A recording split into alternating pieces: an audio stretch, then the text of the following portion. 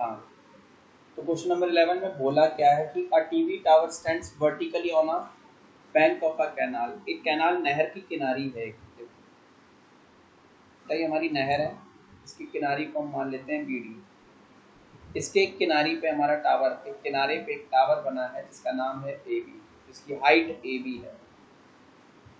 ठीक है, और कह रहा है कि दूसरे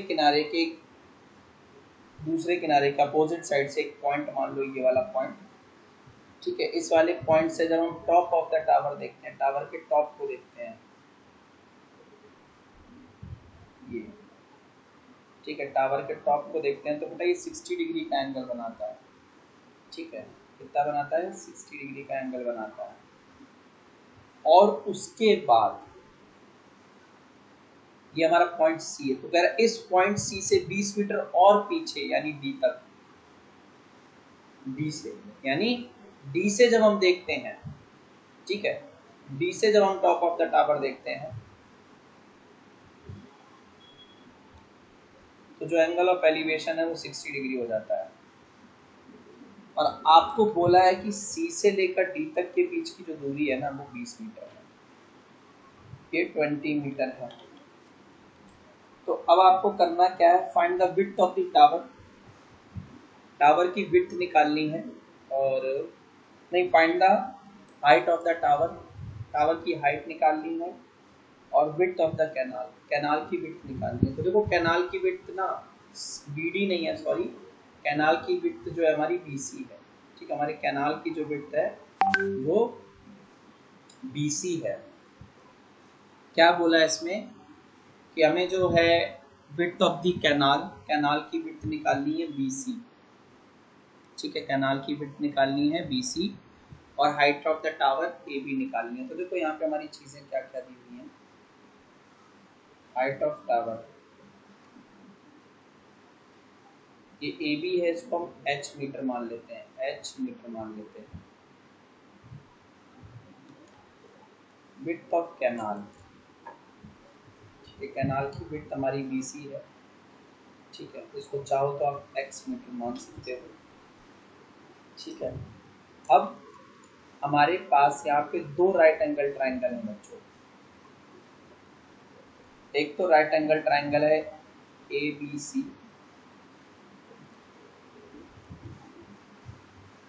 और एक राइट एंगल ट्राइंगल है हमारा ए बी डी। ठीक है, दोनों में देखोगे, देखो ये वाला हमारा एच, इतने को हमने एक्स माना है।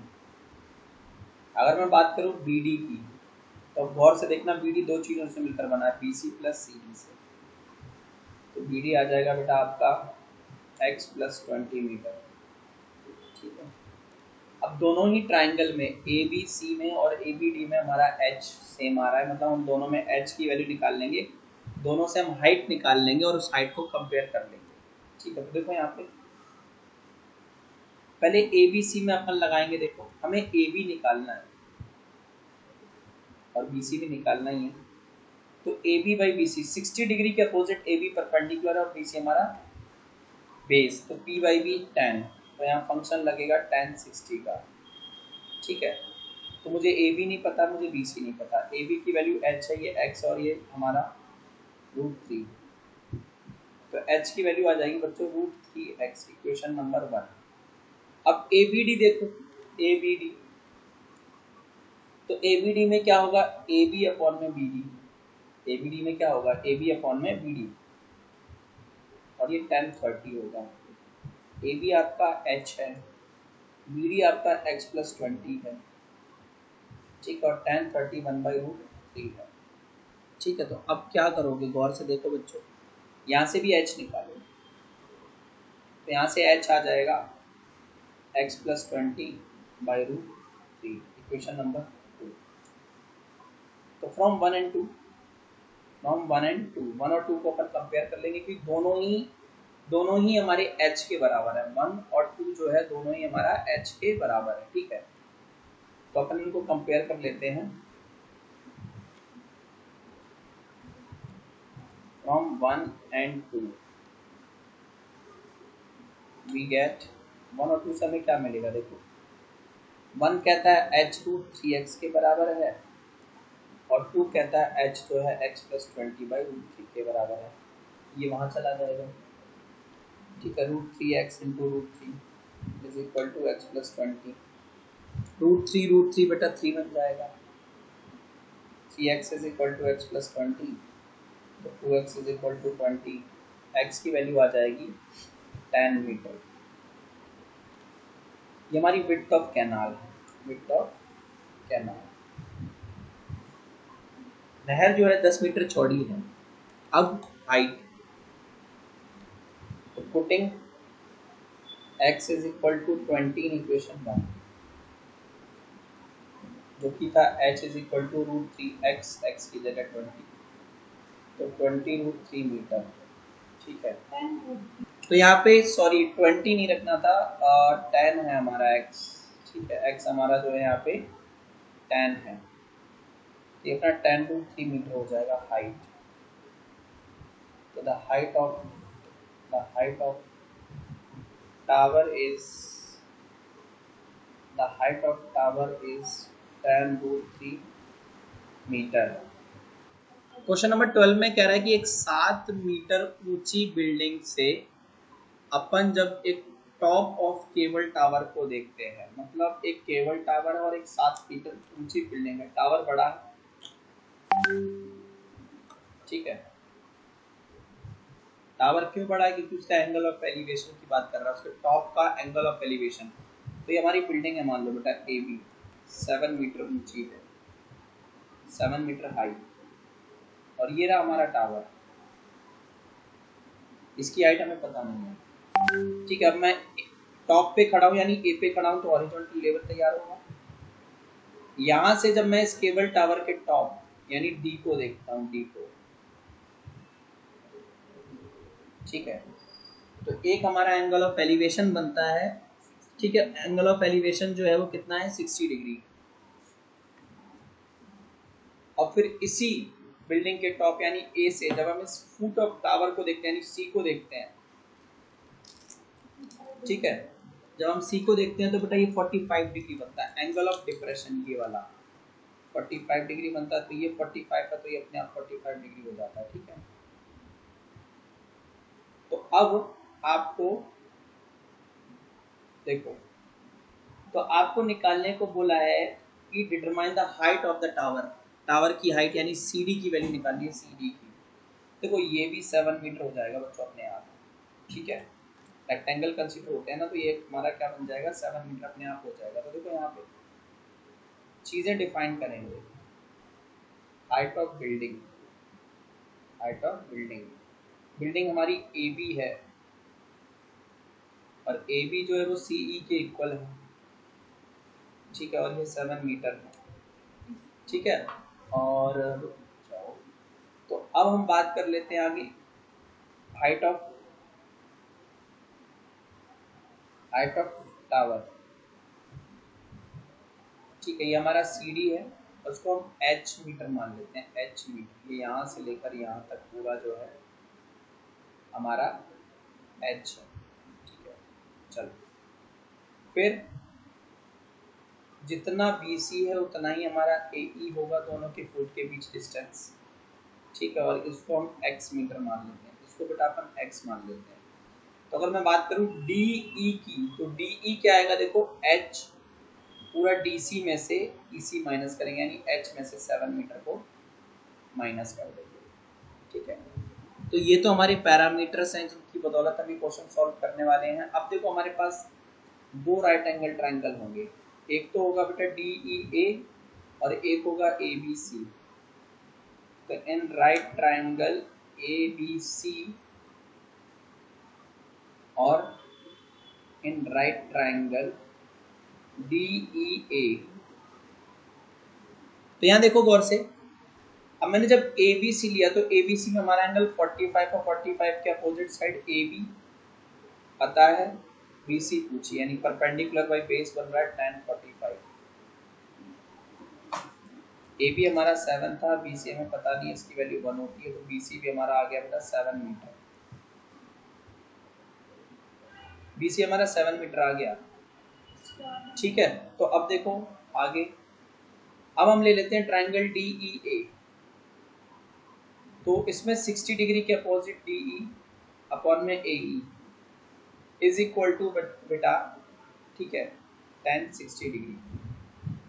तो डी ई की वैल्यू थी h-7, ए ई बी सी के बराबर था, और जो अभी अभी जस्ट आपने निकाला है 7 इज इक्वल टू tan 60, और tan 60 की बात करूं तो रूट थ्री। तो देखो इधर गौर से, ठीक है, h-7 is equal to 7√3, h ही रहने दो, 7√3 माइनस माइनस प्लस 7, तो 7 कॉमन ले लिया तो √3 + 1 h, और ये मीटर में है। तो height of cable tower is 7√3 + 1 metre. Question number 13 कह रहा है, as observed from the top of a 75-meter high lighthouse from the sea level, कह रहा हम एक 75 मीटर ऊंचे लाइट हाउस में है। ये देखो, ये मेरा एक लाइट हाउस है और ये समुद्र ए बी। इस लाइट हाउस की हाइट 75 मीटर है, ठीक है, 75, 7 नहीं हो, 75 मीटर है, ठीक है, दिस इज 75 मीटर। अब इस 75 मीटर ऊंचे लाइट हाउस से the angle of depression of two ships are, क्योंकि हम ऊपर से नीचे को देख रहे हैं तो पहले तो यहाँ से हॉरिजॉन्टल लेवल क्रिएट करें। अब हमारी दो शिप्स आ रही हैं जो एक दूसरे के आगे पीछे हैं, ठीक है, और दोनों का जो एंगल ऑफ डिप्रेशन है, तो एक का 30 डिग्री और एक का 45 है। एक का 30 डिग्री है, ये रहा 30 डिग्री, ठीक, दिस इज 30 डिग्री। और दूसरी शिप का जो है 45 डिग्री, ठीक है, तो ये 30 था और दूसरी शिप का 45 है, तो ये हमारा 45 डिग्री हो गया, ठीक है, ये हमारा 45 डिग्री हो गया। If one ship is exactly behind the other, बोल रहा है एक शिप जो है वो दूसरे के पीछे है, दिखा दिए मैंने, एक शिप सी पे एक डी पे एक दूसरे के आगे पीछे है, ठीक है। तो find the distance between the two ships, दोनों शिप के बीच की दूरी बतानी है, दोनों शिप के बीच की दूरी कितनी है, that we need to find out, ठीक। अब तुम गौर से देखो, यहाँ चीजें डिफाइन करना मत भूला करो, 3 नंबर का क्वेश्चन आता है, चीजें डिफाइन नहीं करोगे तो नंबर चला जाएगा। तो सबसे पहले height of lighthouse, this is A B and this is 75 metre, ठीक है। अब इसके बाद जो है ना, distance between two ship, distance between two ships, ये है बेटा मेरा सी डी, और सी डी जो है इसको अपन सी डी रहने देते हैं, कुछ सिलेक्ट नहीं करते हैं, और एक काम करते हैं, बी डी को हम मान लेते हैं एक्स, बी डी को अपन क्या मान लेते हैं, एक्स, तो यहाँ से लेकर यहाँ तक कंप्लीट हमारा ये हो जाएगा एक्स, ठीक। तो अब हमारे पास दो राइट एंगल ट्राइंगल है, एक तो right angle triangle A B C है बेटा, और एक right angle triangle A B D है, ठीक है। तो पहले ए बी सी में देखो, ए बी दिया है, बी सी निकालना है, परपेंडिकुलर दिया है, बेस निकालना है, पी बाई बी tan, तो tan 45 degree is equal to A B by B C, 1 बराबर 75 अपॉन में बी सी, तो बी सी आ जाएगा बच्चों मेरे 75, बी सी हमारा कितना आ जाएगा 75 मीटर, ठीक है, बी सी हमारा 75 आ गया, ठीक है, बी सी हमारा 75 मीटर आ गया। अब हम चलते हैं राइट ट्राइंगल कौन से में, ए बी डी में, ए बी डी में, ठीक है, ए बी डी में चलते हैं। तो अब यहाँ देखो tan 30 लगाऊंगा मैं, क्योंकि मुझे ए बी दिया है और मुझसे बी डी पूछा है, ठीक है, तो tan 30 1/√3 होता है बेटा AD हमारा, AB जो है हमारा 75 है। अब BD दो पोर्शन में बटा है, एक BC plus CD, BC plus CD, ठीक है, BC प्लस CD इसमें बटा हुआ हमारा, ठीक है। तो BC की वैल्यू अभी हम 75 निकाल के बैठे हैं, प्लस CD, x का वैसे कोई काम आया नहीं, छोड़ दीजिए, चलो। तो क्रॉस मल्टीप्लाई कर लो बच्चों, ठीक है, क्रॉस मल्टीप्लाई कर लो। 75 plus CD is equal to आ जाएगा 75√3। CD यहीं रहने दो, 75 को उधर ले चलते हैं, तो 75√3 माइनस 75, तो CD is equal to 75 common ले लिया बेटा, √3 माइनस 1 मीटर। तो distance between two ships, distance between two ships is 75√3 minus 1 metre. और क्योंकि √3 की वैल्यू नहीं रखनी है तो आप रखोगे भी नहीं और यहीं पे आंसर छोड़ के आओगे। क्वेश्चन नंबर 14,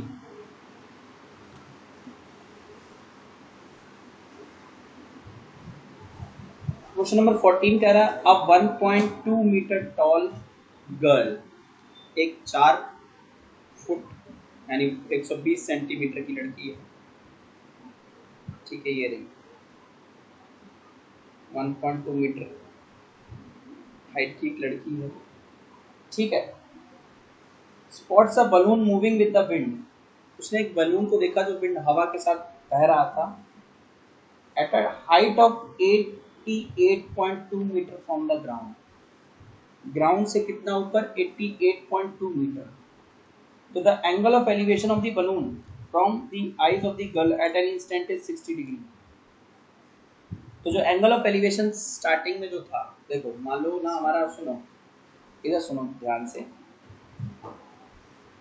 तो पहले बलून जब ना उस लड़की से इतनी दूरी पे था, BC वाली दूरी पे, तो जो बलून था वो ग्राउंड से पहले तो कितनी हाइट पे उड़ रहा है बेटा, 88.2, ठीक है। ये हमारा यहाँ से लेकर यहाँ तक का ये जो डिस्टेंस था वो 88.2 मीटर, ये गर्ल की हाइट मतलब ग्राउंड से 88.2 मीटर ऊपर उड़ रहा था।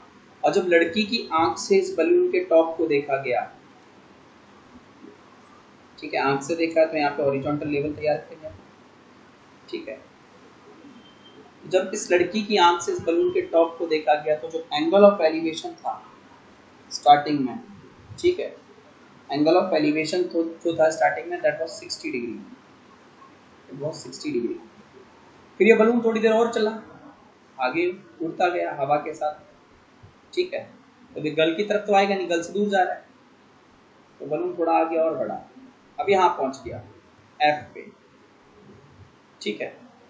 हाइट सेम मानी है, ठीक है।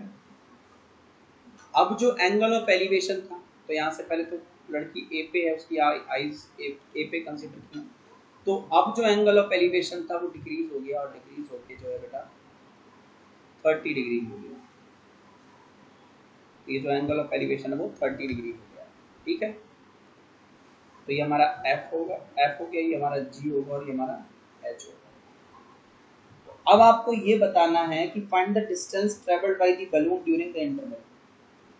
तो C से F, ठीक है, कह रहा है कि ना पहले जब वो C पे था और फिर थोड़ी देर के बाद वो F पे चला गया, तो कह रहा C से F के बीच की दूरी क्या है, C से F के बीच की दूरी क्या है, ठीक है। C से F के बीच की डिस्टेंस पूछी गई है हमसे कि बता दीजिए भाई। क्वेश्चन नंबर 14, ठीक है, तो बता तो दिया ही था मैंने आपको कि पहले बलून C पे था और C से चलकर वो F पे गया, C से चलकर F पे गया, और दोनों केसेस में ग्राउंड से 88.2 मीटर ऊपर ही था, दोनों केसेस में ग्राउंड से 88.2 मीटर ऊपर ही था। तो देखो ये 1.2 हो जाएगा, लड़की की हाइट थी 1.2, तो इतना इफेक्टिव डिस्टेंस में से निकाला, ये इफेक्टिव डिस्टेंस में से माइनस होगा, हम टोटल डिस्टेंस में से हम 1.2 माइनस करते जाएंगे। तो देखो बेटा ये हमारा आ जाएगा Hg जो है ना वो 87 आ जाएगा, कैलकुलेशन में साइड में कर दूंगा, तो यहाँ पे हम कुछ चीज़ें डिफाइन करेंगे, ठीक है, हमारी कुछ चीज़ें जो हम डिफाइन करेंगे। सबसे पहले तो height of girl. Height of girl basically हमारी जो गर्ल है वो ए बी पे खड़ी और ए बी मतलब बी पे खड़ी और ए बी उसकी हाइट है, एंड ये 1.2 मीटर है। उसके अलावा ई सी और एफ जी भी सेम ही रहेंगे, ठीक है। गर्ल हमारी ए बी पे मतलब बी पे ही खड़ी है, लेकिन हम ना फिर ई सी और एफ जी सेम रखेंगे, कितना माइनस करते चलेंगे। अब आगे height of balloon from ground. From ground तो पहले केस में भैया सी से डी और फिर चल के गया तो F H, and this was 88.2 metre. This was 88.2 metre, ठीक है, ये ग्राउंड से था। अगर मैं इफेक्टिव डिस्टेंस निकालूं उस गर्ल की आई से, effective height HEIGHT height of balloon from girls I, girls की आई से, तो देखो बेटा इफेक्टिव मतलब उसकी आंख से कितना ऊपर है बलून, उसकी आंख देखो 88.2 में से उसकी आंख 1.2 पे कंसीडर करके 8.87 मीटर कितनी दूरी पे उड़ रहा है बलून उसकी आंख से, कितनी हाइट पे 88.7, और ये आपका DE होगा और ये आपका HG होगा, ठीक है, 87 मीटर।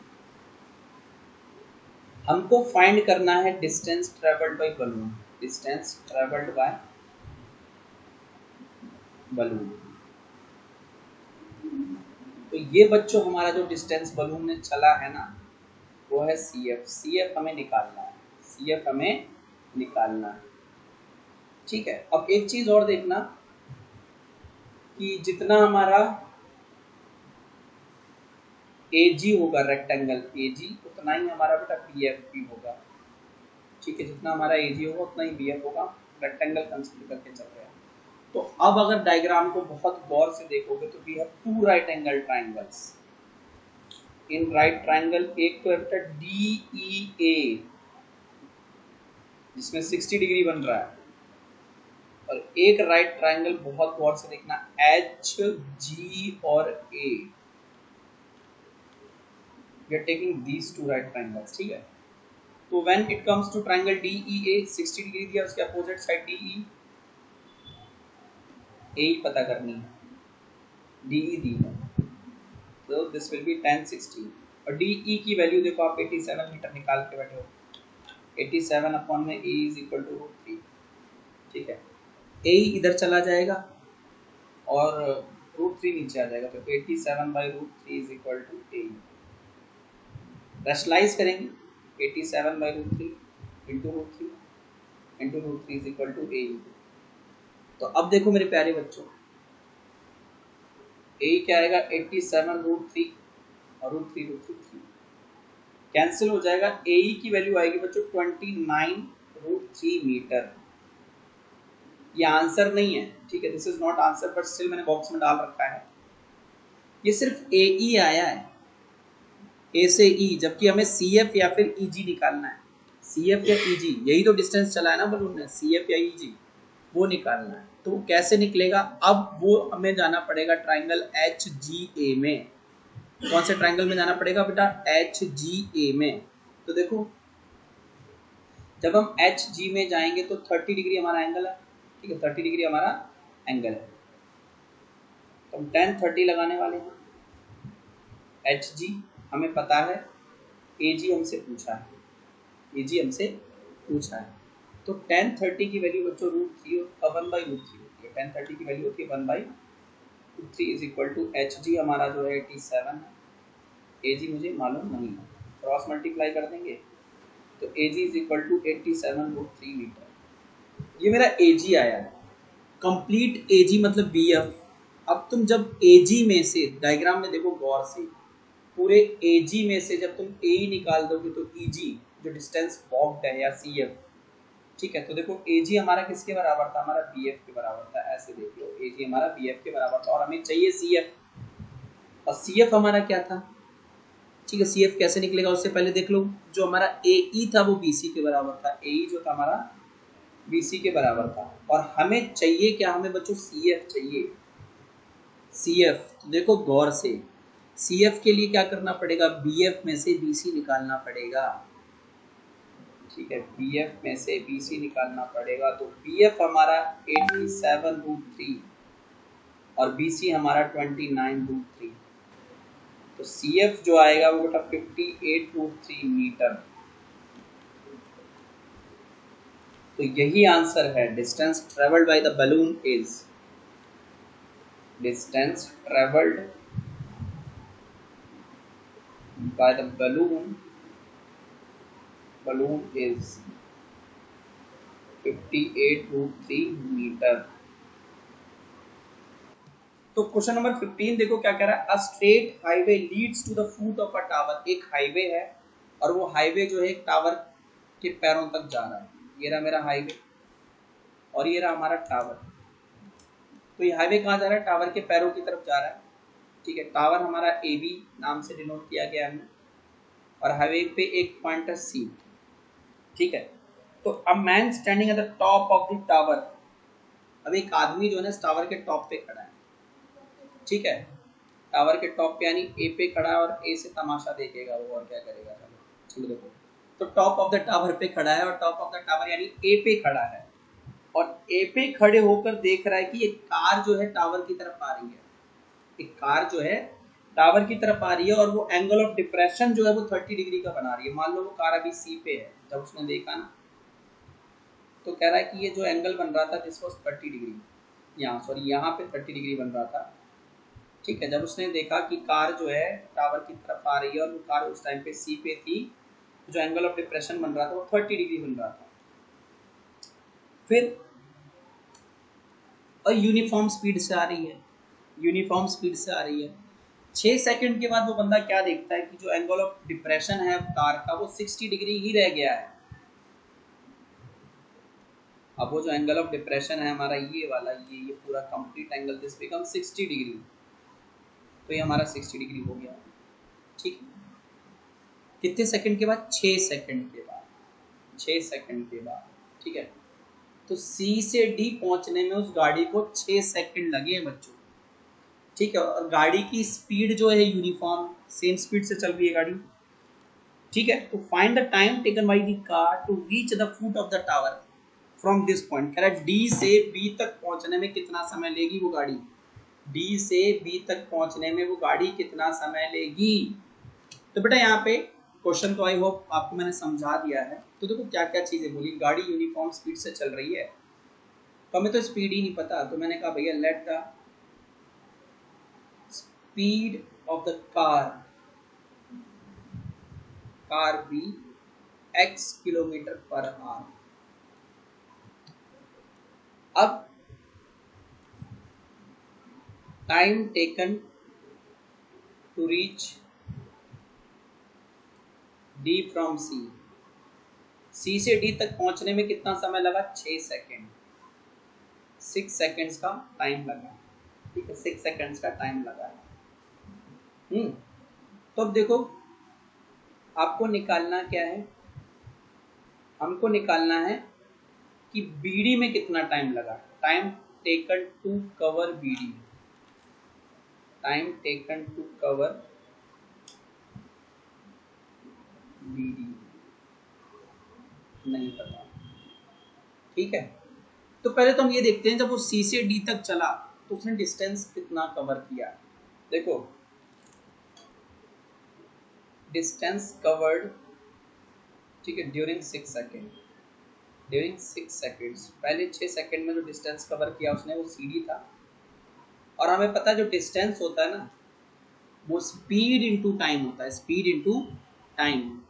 तो देखो बेटा स्पीड गाड़ी की x थी और गाड़ी सी पे जब थी तो x की स्पीड से चल रही थी और डी तक पहुंचने में 6 सेकेंड लगाए। तो डिस्टेंस होता है स्पीड इनटू टाइम यानी 6 इंटू एक्स, 6x मीटर। कितना डिस्टेंस कवर किया, 6x मीटर। ये हमारा सी डी जो है हमारा बच्चों 6x मीटर है। ठीक है, सी डी जो हमारा 6x मीटर है। हमें BD तक कितना टाइम लगा वो सब निकालना है। ठीक है, टावर की हाइट के बारे में कोई बात नहीं की है, फिर हम B इसको H मान लेते हैं। और एक चीज़ देखना है यहाँ पे, अब देखो गौर से बच्चों, यहाँ पे दो राइट एंगल ट्राइंगल बन रहे हैं बेटा। एक तो राइट एंगल ट्राइंगल बन रहा है ABD, ठीक है, एक तो हमारा राइट एंगल ट्राइंगल बन रहा है ABD, और एक हमारा राइट ट्राइंगल बन रहा है बच्चों ABC। गौर से देखो, बहुत गौर से। तो पहले हम ABC की कहानी देखते हैं, या ABD की देख लेते हैं। ABD की तो उसमें एंगल 60 डिग्री है, मैं tan 60 लगाऊंगा, AB by BD, AB by BD, ठीक है। तो AB जो है हमारा H, और BD हमें पता नहीं है, ठीक है। BD जो है हमें नहीं पता है, BD को फिलहाल हम BD ही छोड़ सकते हैं, ठीक है। या हम इसको कुछ मान लें तो भी चल जाएगा, लेकिन मैं फिलहाल कुछ लेने के चक्कर में नहीं, इसको कंसिडर करने के चक्कर में नहीं, BD ले लेता हूँ, BD। और tan 60 √3 होता है। तो यहाँ से देखो हम H निकाल लेंगे, क्योंकि जो दो ट्राइंगल आपने कंसिडर किया है ना, उसमें दोनों में H बार बार आ रहा है। तो H की वैल्यू को कंपेयर करूंगा, √3 BD इक्वेशन 1, ठीक है। अब हम आगे चले बच्चों, ठीक है, अब हम आगे चले। तो हम जब आगे चले तो हमने देखा ट्राइंगल ABC, उसमें अपन लगाएंगे tan 30, क्योंकि AB अपॉन में हमें BC कंसिडर करके चलना है, ठीक है। AB अपॉन में BC कंसिडर करके चलना, और tan 30 जो है मेरे प्यारे बच्चों को 1/√3 होता है, और AB आपका H है, और BC जो है इस बार 6x प्लस BD है। BC देखो ना बच्चों, दो चीज़ों से मिलकर बना है, CD और BD से। तो CD 6x है और BD BD है, ठीक, BD BD है। तो यहाँ से अगर मैं H की वैल्यू निकालूँ, इसकी वैल्यू H है, तो जगह 6x प्लस BD अपॉन में √3 is equal to H, equation 2। अब तुम गौर से देखो, इक्वेशन 1 और इक्वेशन 2 दोनों ही बेटा हमारे H के इक्वल हैं। हम यहाँ से H की वैल्यू को निकालेंगे फ्रॉम 1 एंड 2 कंपेयर करके। तो √3 BD is equal to 6x plus BD upon में √3। तो √3 वहाँ चला जाएगा, नीचे वाला √3, ये वाला ये यहाँ जाएगा, मल्टीप्लाई हो जाएगा। √3 BD into √3 is equal to 6x plus BD, 6x plus BD। तो देखो बच्चों गौर से, 3BD is equal to 6x plus BD। अब ये वाला BD उधर जाएगा माइनस होने के लिए, तो 3BD minus BD is equal to 6x is equal to 6x। 2BD is equal to 6x, तो इधर चला जाएगा, तो BD जो है बेटा मेरा 3x आया। ये B से लेकर D तक का डिस्टेंस है, ये BD डिस्टेंस है, डिस्टेंस टाइम नहीं है बच्चों, ठीक है। तो BD डिस्टेंस निकल गया। अब हमें पता है टाइम इज इक्वल टू होता है डिस्टेंस अपॉन स्पीड, ठीक है।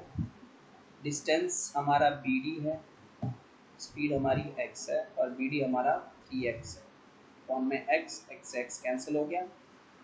Time is equal to 3 seconds, ठीक है, 3 सेकेंड। तो the time taken by the car to reach to cover BD, the time taken by the car to cover BD is 3 seconds, ठीक है। इसी के साथ जो है पूरी एक्सरसाइज आपकी फिनिश होती है।